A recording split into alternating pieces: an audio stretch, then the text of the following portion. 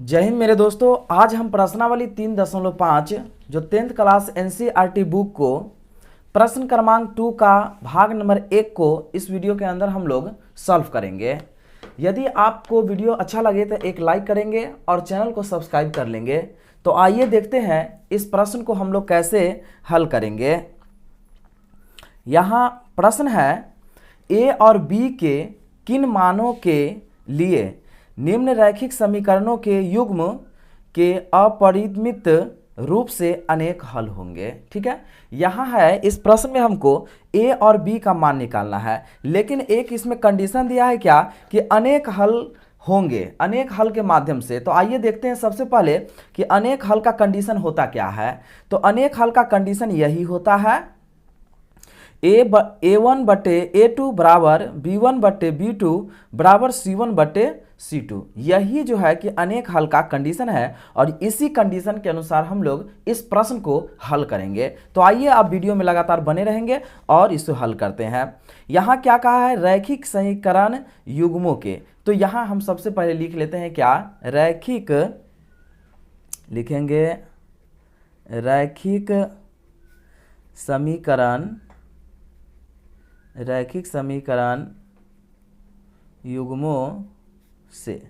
ठीक है, इसका क्या होता है, व्यापक, इसका व्यापक रूप सबसे पहले हम लोग देख लेते हैं। ठीक है, ये जो रैखिक समीकरण युग्म है इसका व्यापक रूप होता क्या है। ठीक है, तो इसका व्यापक रूप ये होगा, जो ये समीकरण जो हमको लिखा हुआ है ये किस आधार से लिखा हुआ है। तो देखेंगे यहाँ A1 x जोड़ B1 y जोड़ C1 बराबर 0, फिर A2 x अजोड़ B2 y जोड़ C2 बराबर 0। इसको क्या कहा जाएगा, समीकरण 1, और इसको कहा जाएगा समीकरण 2 कहा जाता है। ठीक है, और इसी के माध्यम से हम क्या करेंगे, A1 B1 C1 A2 B2 और C2 हम इस समीकरण से निकाल लेते हैं। ठीक है, तो यहाँ हम देख रहे हैं क्या कि x के पहले क्या है, A1 है, b के पहले क्या है, B1 है, इसके बाद C1 है, फिर क्या है, x के पहले A2 है, y के पहले B2 है, यहाँ C2 है। तो इस तरह से हम इसको निकाल लेते हैं। तो आइए हम निकालते हैं कैसे। यहाँ लिखेंगे A1 बराबर क्या होगा, तो देखिए x के पहले क्या है 2, तो यहाँ 2 हो गया। फिर B1 बराबर क्या होगा, y के पहले 3 है, तो यहाँ लिखेंगे 3, और इसके बाद क्या करेंगे C1। तो आप देख रहे हैं ना, बराबर के क्या है, बाएं साइड C1 है, तो इसको अगर हम बराबर के बाएं साइड लाएंगे तो क्या होगा, ये माइनस में 7 हो जाएगा।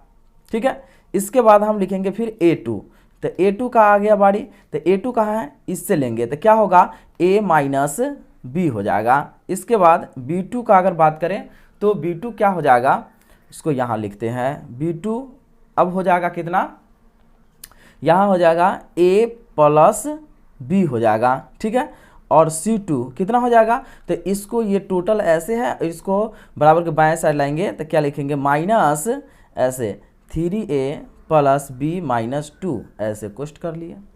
ठीक है, अब हम क्या करेंगे, ये जो अनेक हल जो कहा है, ठीक है, तो अनेक हल का कुछ कंडीशन है। अनेक हल के कंडीशन क्या है, सो यहाँ देखेंगे क्या, A1 बटे A2 बराबर B1 बटे B2 बराबर C1 बटे C2।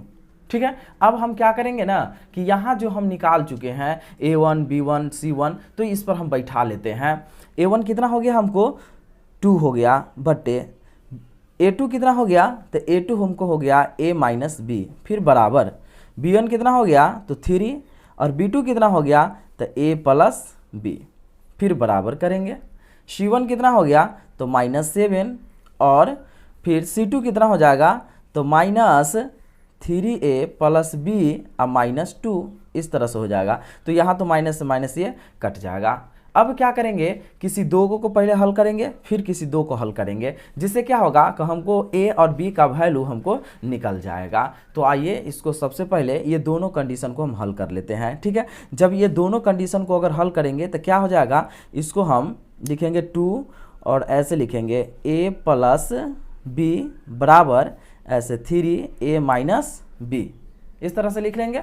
तो इसको अब हम गुना करेंगे, जब हम गुना करेंगे तो क्या होगा, लिखेंगे 2A प्लस क्या होगा, 2B बराबर क्या, 3A माइनस 3b।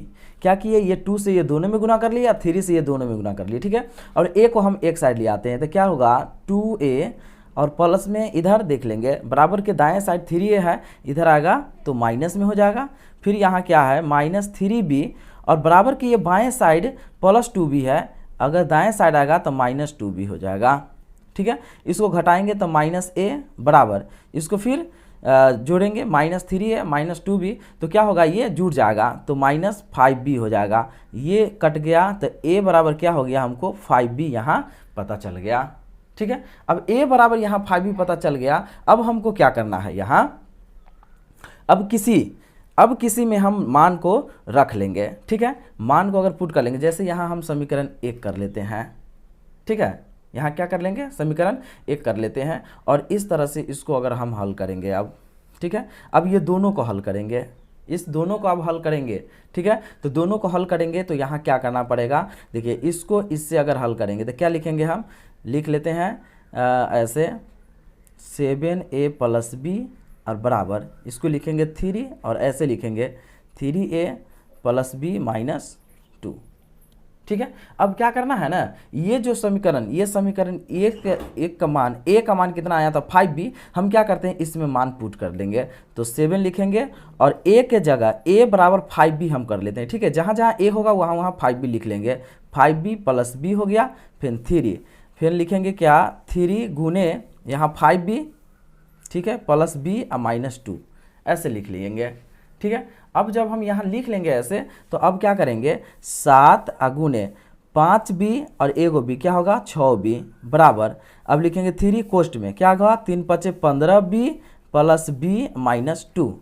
अब क्या होगा 7 6 42b बराबर, अब 3 का 3 रहेगा, और ऐसे हम कर लेते हैं इसको कोष्ट में, तो 15b और 1 16b और माइनस क्या हो गया 2, ठीक है। इस तरह से हो गया। अब हम यहाँ पर क्या कर लेंगे, यहाँ लिखेंगे क्या कि 42b बराबर, इसको जब गुना करेंगे तो 16 या 48b और माइनस 3 दूना 6 हो गया, ठीक है। अब देखते रहेंगे। अब इसके बाद क्या होगा कि b को हम एक साइड ले लेते हैं, b को एक साइड ले लेंगे तो क्या होगा 42, सॉरी यहाँ हम इसको क्या करेंगे 42, इसको लिखेंगे 42b और माइनस ये 48b बराबर माइनस 6, ये इस तरह से लिखा जाएगा। अब यहाँ जब हो जाएगा तो अब क्या करेंगे, हम यहाँ इसको घटा लेंगे तो माइनस 6b बराबर माइनस 6, ठीक है। तो यहाँ जब हम ये देख रहे हैं कि ये माइनस 6 से माइनस 6 एक मर्तबे में कट जाएगा तो b बराबर कितना आ गया 1 आ गया, ठीक है। अब इसी 1 को क्या करते हैं समीकरण 1 में हम मान रख लेंगे, ठीक है। इसी b को क्या करेंगे समीकरण 1 में मान रख लेंगे। अब क्या लिखेंगे, ऐसे लिख लेंगे यहाँ पर समीकरण 1 में b